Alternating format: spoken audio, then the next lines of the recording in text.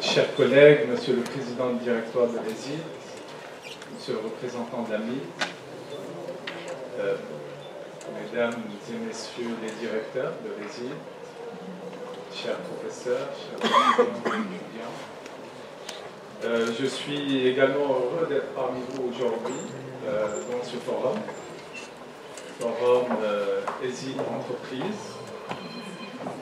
Et à ce titre, je voudrais vous féliciter particulièrement pour la tenue de ce forum, lequel forum témoigne d'une chose, et d'ailleurs d'où notre soutien et notre participation aujourd'hui, témoigne en fait de l'esprit de l'école de l'ESID, qui est en fait une école qui effectivement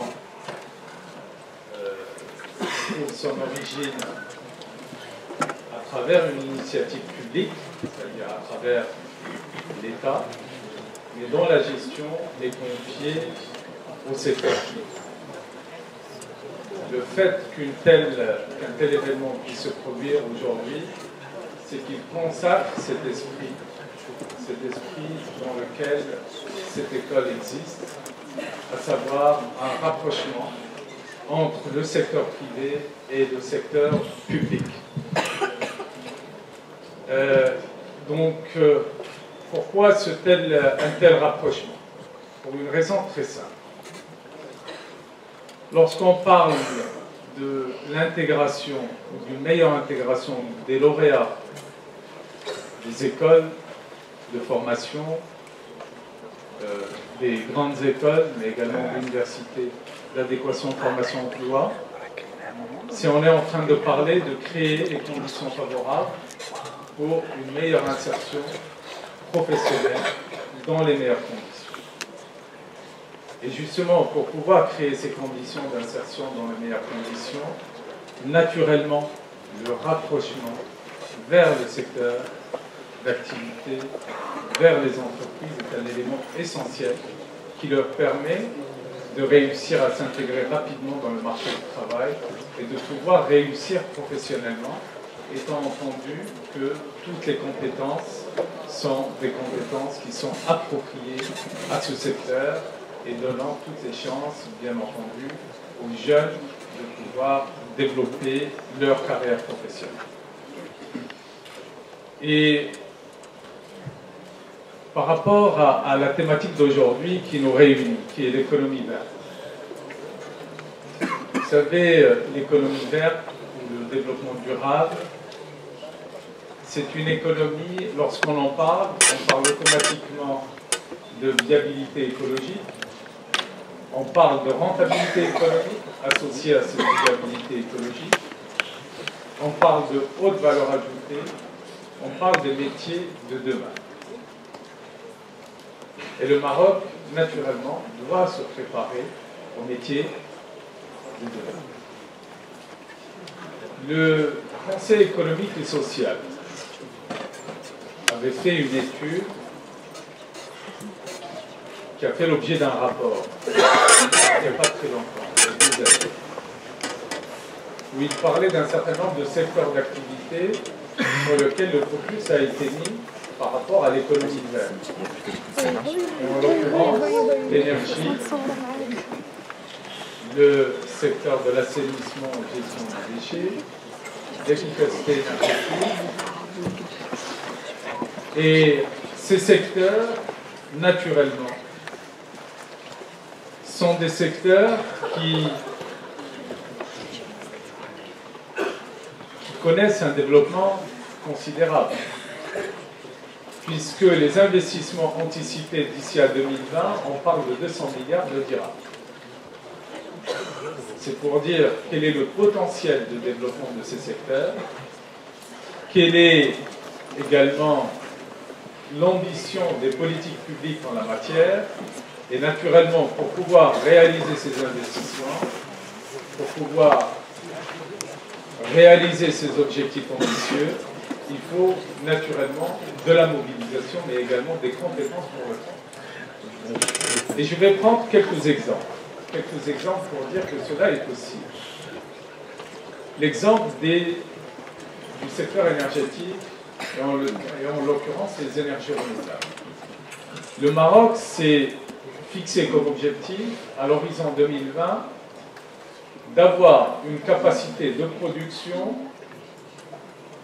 en énergie renouvelable qui représenterait 42% du total du bouquet énergétique. Ce qui est énorme en termes de capacité de production.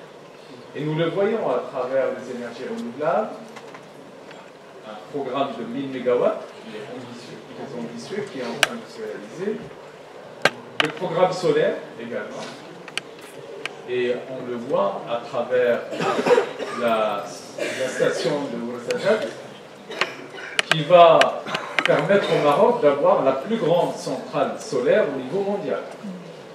C'est pour dire que des projets dans ce secteur novateur, très ambitieux, mais réalisables. Et grâce, naturellement, à des compétences, un savoir-faire et une ambition marocaine. Donc c'est pour dire aux jeunes que vous êtes aujourd'hui dans l'école et qui êtes intéressés par trouver une voie pour déterminer votre avenir et vos choix par rapport à votre avenir, que c'est un secteur qui est très prometteur. Mais c'est un secteur, en fait, qui est aussi une nécessité pour nous. Parce que si le Maroc suit les défis de la compétitivité au niveau international, c'est qu'il doit se mettre également au niveau d'un certain nombre de secteurs à haute valeur ajoutée au niveau international. Et on doit se positionner. D'où les projets aujourd'hui que nous voyons. Mais d'autres projets sont en cours et qui doivent naturellement voir le jour. Tous ces projets ont un trait en commun et une condition à satisfaire qui est fondamentale, sans laquelle nous ne pouvons gagner ce défi. C'est la formation. Et je suis heureux aujourd'hui de voir qu'un tel sujet soit traité au niveau d'une école, qui puisse vous imprégner. Mais également, dans le cadre de ce rapprochement entre public et entre un établissement d'éducation et de formation et le secteur privé, de pouvoir structurer des programmes pour préparer les compétences. Et ceci s'intègre parfaitement dans la stratégie que nous souhaitons dévoiler très prochainement en ce qui concerne la formation professionnelle, puisque l'un des leviers majeurs que nous souhaitons développer, c'est cette adéquation formation-emploi.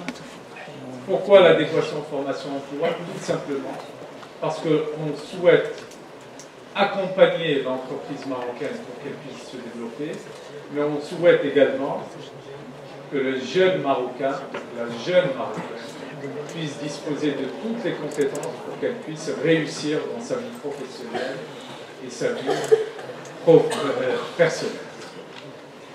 Naturellement, je n'ai pas le temps, matériellement, tout le temps pour pouvoir parler d'un certain élément qui cadre cette nouvelle vision, mais sans aucun doute, on aura l'occasion d'en reparler prochainement.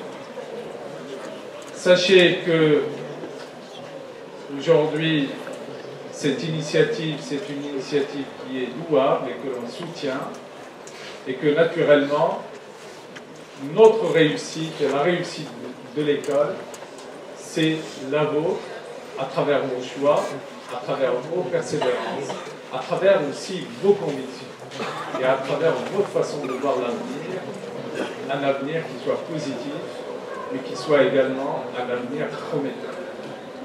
Il ne me reste qu'à vous féliciter encore une fois pour la réussite de cet événement, et je vous en souhaite tous mes vœux de réussite et à une autre édition, Inch'Allah.